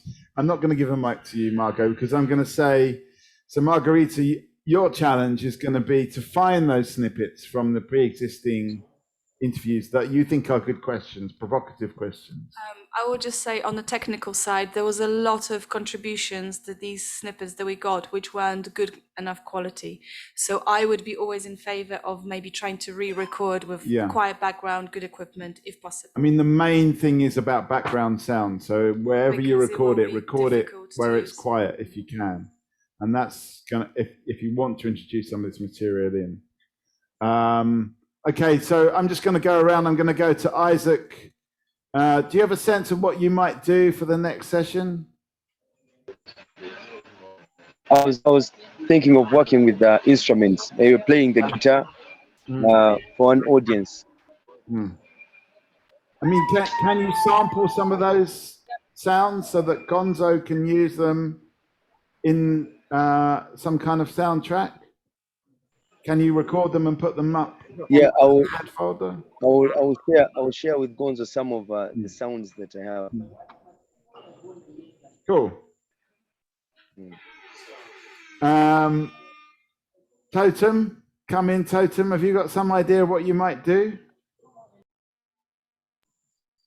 Yeah, I think like because Gonzo was asking me if I can. Okay, we can get the instruments, but now the challenge is me getting the instrumentalist. So if I have a theme and then yes, the instruments are there, I can maybe write something depending on the theme. If I'm given, then maybe I can present it or record it when I'm rapping like on the instruments. So yeah. I think Totem is gonna have to give himself a theme. Yeah. Well, okay. Or maybe the theme can come from somebody from the UK. Somebody else could hit you with a theme. If you don't come up with one in the next 5 seconds, then we're gonna suggest one. Superimpose. So if you don't have a theme, maybe someone, it could be from the UK or Uganda, could suggest a theme. Maybe do that in the chat. I'm just going around. Gonzo, do you feel like you have got, you know what you're doing for this, for the next session? For the next section? Or in the next 2 weeks. So I'm just gonna, I think I'm gonna talk with Isaac and Totem and Irene to kind of collect some kind of samples and exchange some kind of musical material. Yeah. And then and then we'll see what's coming together. As Totem mentioned that he would like to kind of bring some instrumentalists together. Like, I mean, if you can, that would be awesome. It doesn't like, I mean, like I mentioned that it would be like, it's probably is quite difficult to kind of get them on the day on a specific time slot. But I mean, the recordings would even be great, and if you could just present them as so maybe you could just mix in the recordings. And then that's what I mentioned. Like if you get some instrumentalists or record the instruments yourself and send it to me, and we can kind of exchange. I send it back to you with some, I don't know, some electronic arrangements. Maybe like that's what I offer basically, and then you add the rap if it's, or you can just leave it clean, but. I think the main point would be interesting to kind of actually document it, like kind of capture it on video or images. I'm going to have to rush around faster. Sorry, Margot, because I just want to find out if everyone feels that they've got something they can do. So Kate, come in, Kate. Yeah. I think I'd really like to think about like sort of designs for the audience experience and maybe come up with a couple of different like interactive games around the stuff that we've been talking about, surveys, fires, all those things, but maybe different options because nothing's concrete yet. but just lots of different Yeah. So, options. and how are you going to present that? Don't know. Okay. I'll find a way and put it in the drive. Think about that one. Yeah. We'll look at that next time. I'm just going around. Linda, have you got any thoughts about what you might do for the intervening time?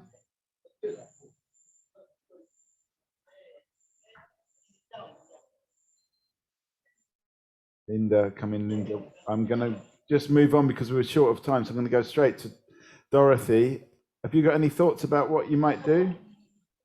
I've got a thought of singing because I could use my voice to add in something if it's needed, and also compose some lyrics of anything that is being given. Okay, good stuff. I mean, I think at this time we're just playing with it, so we don't want you to spend 2 weeks doing it. It's just like just a starting point. So, but it sounds really, really good. I'm going to move over to Timna. Timna, have you got a sense of what you might do? Yes. Can you tell us what it is? Yes. So I think I don't know if I have to decide on one, but no. I actually, can I share something with you guys? I just, yeah. So I think if that's okay for Kate, I'm gonna put myself in contact with Kate because is that the right file? Right now I think it's the wrong one. You should be able to share that now. Give me 1 second. I don't know if it's the right one. No, it was the wrong one, I think. Yeah, it was the wrong one, sorry. But it's part of the same thing. So it was just kind of a format with which I was just playing around. And I have another idea which is related to the interviews we did in the kind of the past, like in the beginning of the Talkaoke. Okay. For those who want to have. Yeah. I'm just I can see if I can share it. If I can open this. I'm going to come back to you just because I'm conscious we're running out of time for the official bit, although we are going to have, okay, let me just share this with everybody else. Let's share screen. There we go. Okay, so this is it here. Whoa. This is on fire. Yeah. Okay. Fire brigade we're having as well. Firefighters. Okay, so we get. I think you're kind of ahead of the group here, Timna, because you've read. Maybe it's just about developing this a little bit more for the next one, or other people reacting to this. There's a lot of interesting stuff in the chat about Ugandan instruments, but I just want to come to Irene because I know we're running out of time here. So Irene, have you got a sense of what you might do? Yes, I know I'll be working with Gonzo and a few other people on lyrics and music, and I think I'll just try to work with them on how and when those musical breaks can come in. Yeah. Cool. Okay. So I think that's everyone. We've lost a few people on the call in the last couple of minutes. Lucy, sorry, I forgot about you, Lucy. Sorry. Sorry. Well, I was also going to say two things again, like Timna. The first was going to be I was going to reach out to Kate as well. In that, like, I'm do event stuff and similar, but also sounded like she had some skills I'd be keen to learn from. And the other thing was I was going to do some form of talking words concepts back with my original group who Timna is in and who I've worked and on our call we had Hassan and Henry as well, so and then a bigger WhatsApp group. So the word thing, but also we'll be reaching out and there's an overlap of people there, so there we go. So you've got material that sounds like interesting challenge that we set you with the words. What I'm going to do now is just go into the long tail, but we're still going to keep the chat open for a little while. I'm thinking about just kind of not being a facilitator anymore, but inviting somebody else to just keep this conversation going. It's not going to be you, Ellen, because you've got you've got almost a decade of experience of doing it. We want a new person. Kate, do you think you could have a go at this? Do you think you could? It's just basically asking people questions and seeing what they've got to say. And you know, we're just going into a more chit-chatty phase now, so it's much more about, you know, we could possibly explore something about themes or what's going on. I think it was Irene that mentioned inflation, so maybe it could be about that. It could be about this idea of change. It could be anything. But Kate, first of all, do you accept this challenge? So I'm going to be a host. You're going to be doing my job, basically. Okay, yeah, I can give it a go. And so, so just maybe just ask people where they want to take this conversation for the last 20 minutes. Okay. Hello, everyone. We have 20 minutes, which is a lot of time to talk about a lot of things. So lots of interesting stuff came up today. For example, the issue of inflation, which is impacting people across the whole world. Does anyone have anything that comes instantly to mind when they think about the effect that inflation's having on them at the moment? Anyone? I see Gonzo thinking and reaching for a mic. So when the Soviet Union collapsed, I was about 10 years old, and we had food rations, or kind of like little tickets that were given for sugar, I don't know, tobacco, spirits, whatnot, and so you shoes? No, not really. No, just for the emerge, like the basic sort of. Food stuff, staples, yeah. So, and yeah, there was a whole economy on that. Oh, and how did it work? Did everyone get a certain number? Yeah, you would get like these stamps sent out to your family, to your address, and then you would just go to the shops and you would be able to purchase them. So. And you said there was a whole economy that emerged. Yeah, you could. Does that some, mean some that people were who wanted. swapping? So, for instance, if in your family nobody used the alcohol coupons, you could sell them off to somebody who was more interested in alcohol. Yeah. You remember how did you get or in something else? How did you get this? Because I missed that. You should go somewhere. I do remember this period of time. I was a bit older, and I was supposed to go somewhere and to stay in the queue for hours to get it, and I never did it. So my granny was very angry about that. Okay, so your granny was. Oh, sorry, I'm not the facilitator. So shut up. So your granny was angry, you say? Because I missed the opportunity to get these coupons or these tickets to which made it possibility to buy some alcohol or cigarettes, and even though you don't use it, you can sell it. And I never got the ticket, because you should queue for hours to get it. So you didn't get them because you didn't want to queue. Absolutely. Sorry, Kate, I just noticed that Isaac is going, so maybe if people are going, they could give us a final thought.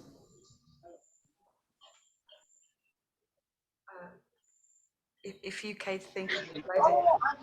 Yeah, Isaac, do you want to give us a final thought before you go? I don't really have any final thoughts, but I want to thank you all, and looking forward to how the whole event is going to be.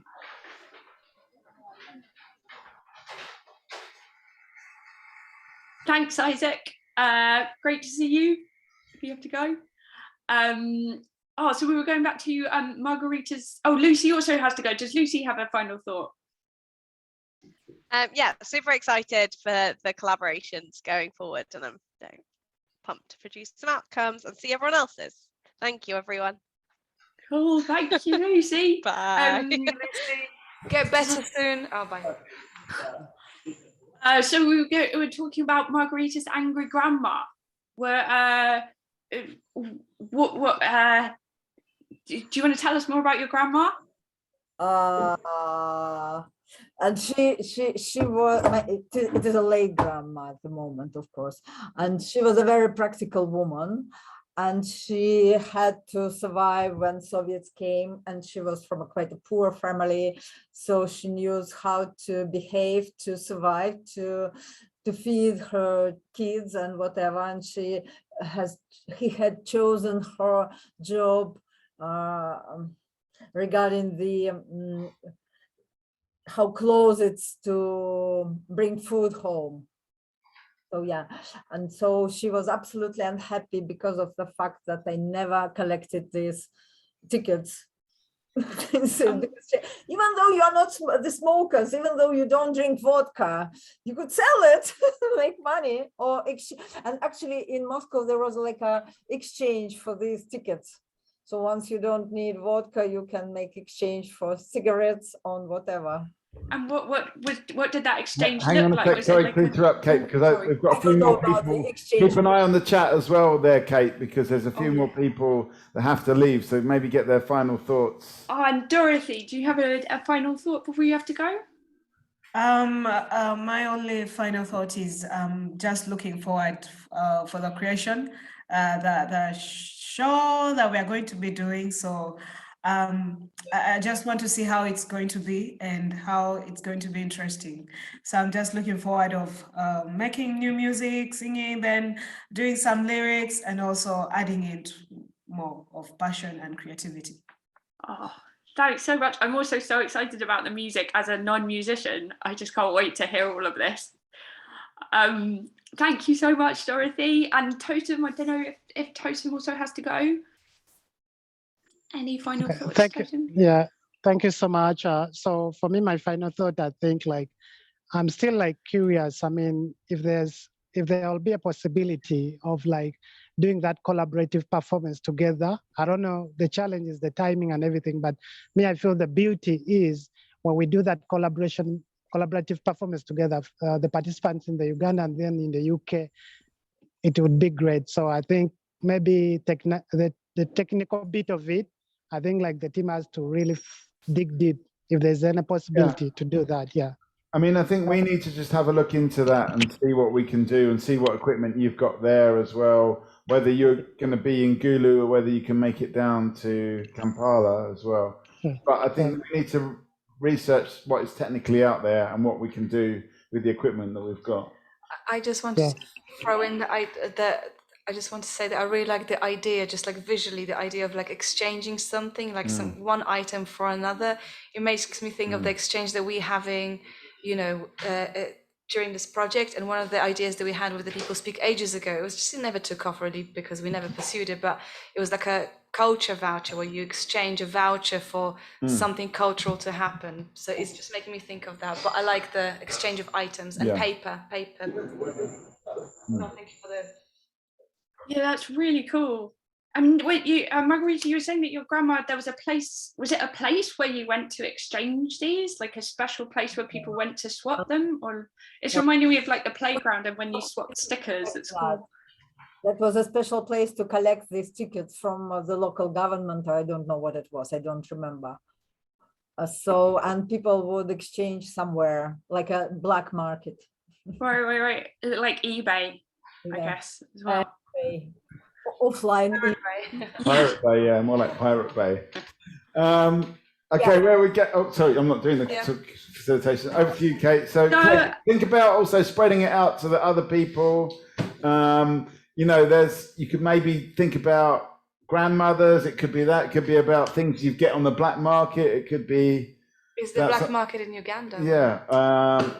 It's all sorts of different things. Could be back to the inflation thing, but maybe like trying to involve. We've still got Irene and Timna on the call. And Ellen. So Irene, Timna, Ellen, I wondered if you had any experiences maybe more recently of things that you have to like exchange or get, like things that you can't buy in shops with money, but that you have to sort of negotiate how you get that through exchanging. Any experiences like that? May I? Yeah, Irene. So recently the president came out and you know, the people were saying, oh, inflation, everything is expensive and all, and one of the things that whose price went up was bread. So he came out on his presidential address and told people, if bread is expensive, eat cassava. So I don't know if you guys know cassava, but it's like a root tuber that, you know, it's you when you eat it, you doze, it's hard, but it's good, it's okay. So everyone just makes fun of that. And so many people will eat cassava and they'll be like, well, it's presidential directive. But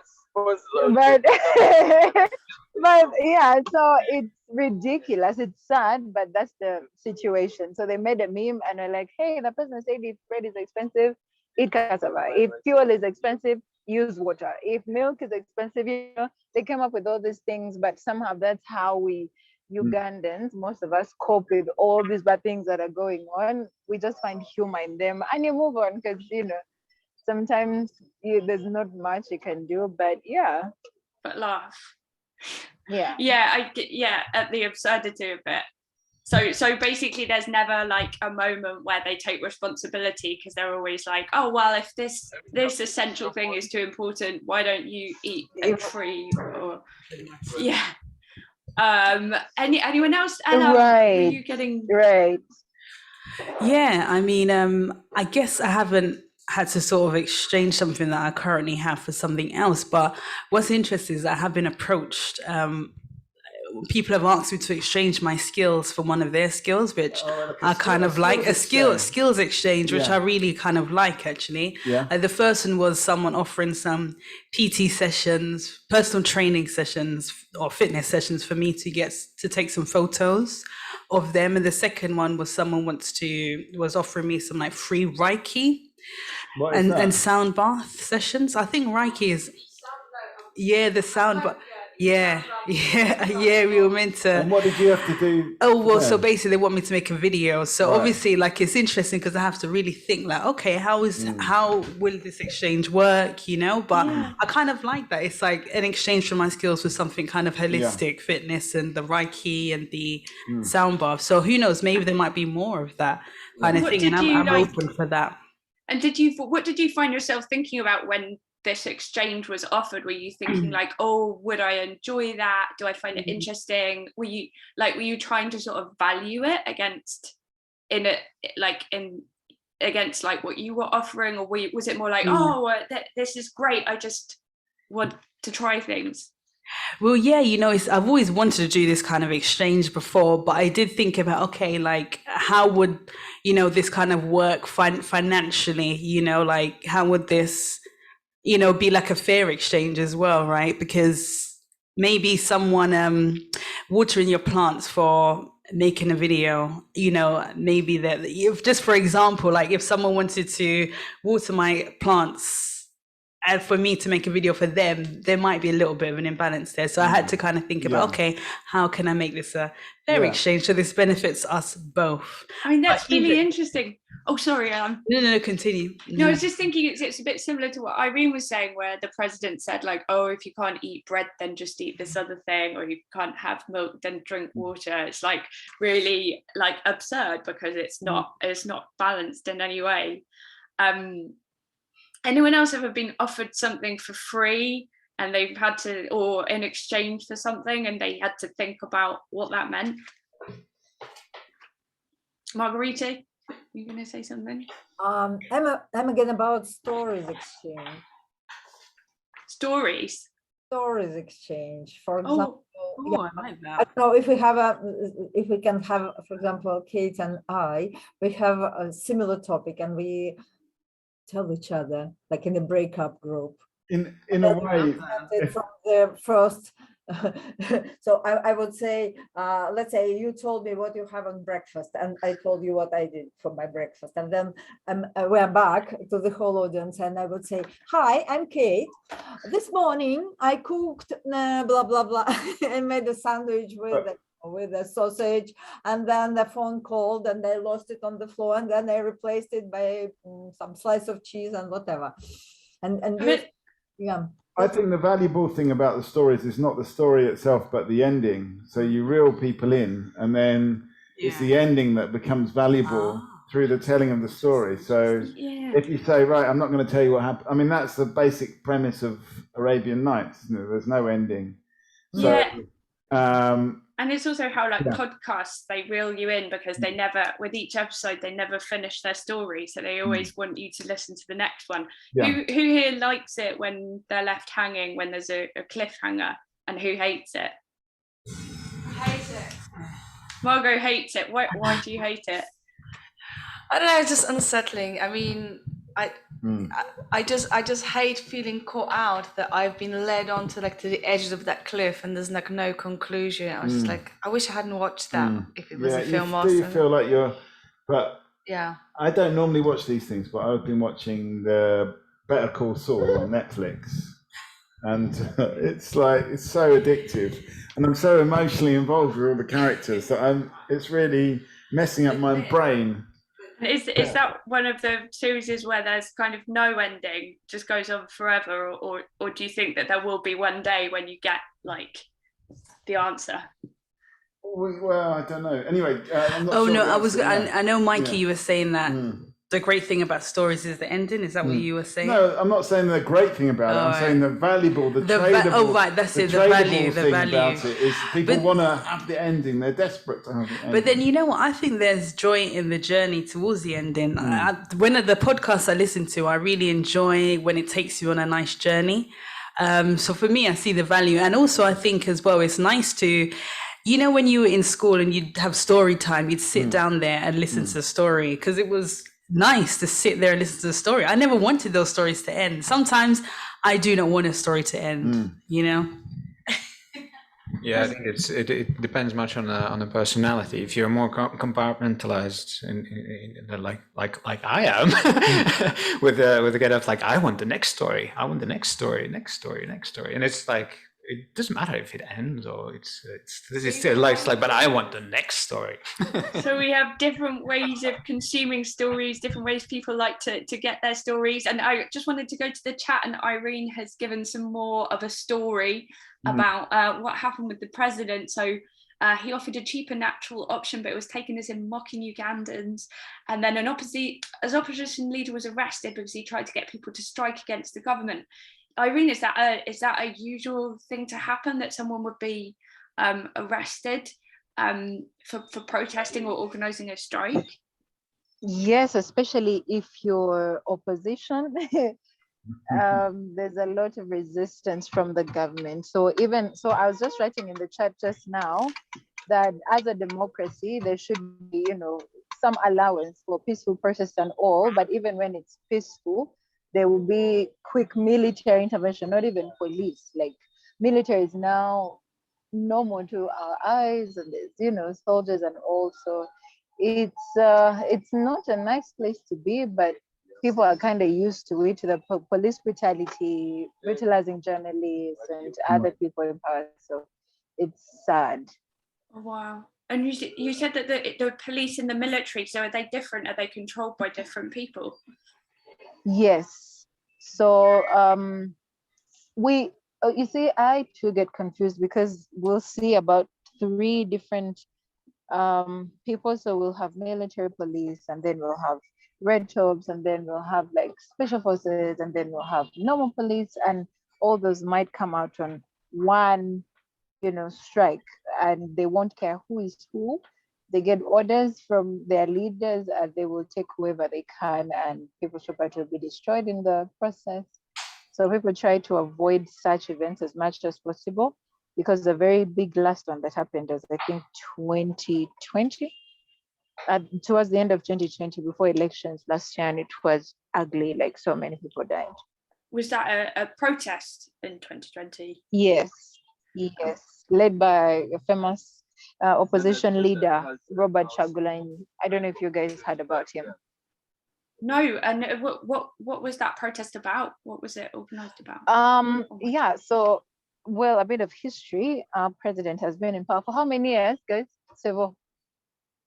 About 37. Yeah, 37 years in power, and it's the same president. So we'll have different opposition leaders come up, and every time there's a lot of rigging of elections and all that. So every time there's opposition against this government, he will try to remove all that opposition, no matter what it takes.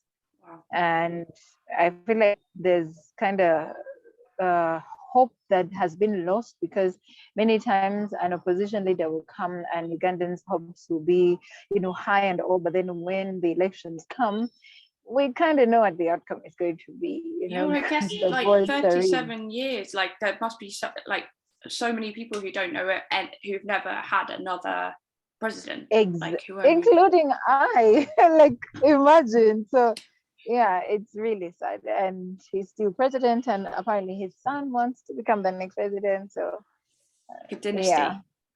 Yeah. Mikey and Margot had things to say. I've got a question because I wonder, like Irene, okay, so you're the only one from Uganda at the moment on the call. Like, what do you think would happen if the president kind of like went and people could just do anything? Like, if they could select someone they want, what do you think would change? What would happen? Would anything happen? Do you think anything would happen? Of course. The thing is, because him coming into power, he had to fight, had to go to the war and beat the dictator that was there then, which he has eventually become himself. But everyone that fought with him during that time is now, loyal to him and then controlling the big positions in power. And so even the army is sold out to him. So if someone else that's not from his party or from his close people came into power, I think it would personally be hard for there to be a peaceful transition, because there'd be resistance, because he has changed constitution a number of times about age limit, money and all. So the system is really broken. I feel like it would be quite hard. So it's like he controls like everything. So it's different to imagine. So for the next person to come and find. Mikey? No, I was just going to say all the I beg your pardon? are kind of in his favor. So even if someone was yes. Even if someone was elected, they would really struggle to change things because of it's set up in that way now, I suppose. Yeah. Well, thanks so much, Irene, for telling us about this. I terribly didn't know anything about it at all. I think it's maybe final thoughts. Yeah, time for final thoughts. Maybe we need to come up and find some positivity though in this. I don't know. I mean, we don't have to, but it is quite a. The more you read about Ugandan politics, the more depressing it becomes, really. I mean, but final thoughts. I mean, just my final thought is like, even though political systems are very difficult to change, I really do believe in, I don't know, the power that artists and people, I mean, artists are people as well, but, the difference that people can make and like the changes they can bring about. So for me, that's why I was interested in this idea, whether it's possible to imagine another way of doing things, just because things have been done in a particular way for a long time, can we reinvent stuff? It will be hard, but I'm just interested in the potential of that. So I hope we can reinvent stuff all the time. That reminds me of something I always think of when things feel really hopeless. Was there's a writer called Rebecca Solnit who wrote a book on hope. And she like talks about things that are like political movements and activism and stuff that's been successful, because she says that we don't actually remember them as much as we remember the ones that have failed. And anyway, I always like think of that. Not saying that it's necessarily helpful, and it like just helps to remember that sometimes things are successful. Anyone else have any final thoughts? Oh wow, Irene's saying the leading opposition is actually a musician who has incredible songs about the injustices. That's Bobby, isn't it? Yeah. It's like a bit like in Ukraine. But but the thing is, it seems a bit weird that it's a musician, but I think it goes on to Margot's point that you need some imagination to be able to go, I can think of this differently. So it's that sense of actually that creativity and the imagination is so important in a situation like that. Ellen. Yeah, once again, my final thought is that history has proven where artists have pushed for change through creativity. the person that comes to mind is Bob Marley, you know. So yeah. Thanks, Yeah, I think the main moving force used to be sci-fi writers, and like in terms of kind of imagining the futures, and we are experiencing a little bit of a stagnation in that area, because a lot of the kind of science fiction areas have been so much explored and kind of they are known, so we are reached some kind of limit a little bit.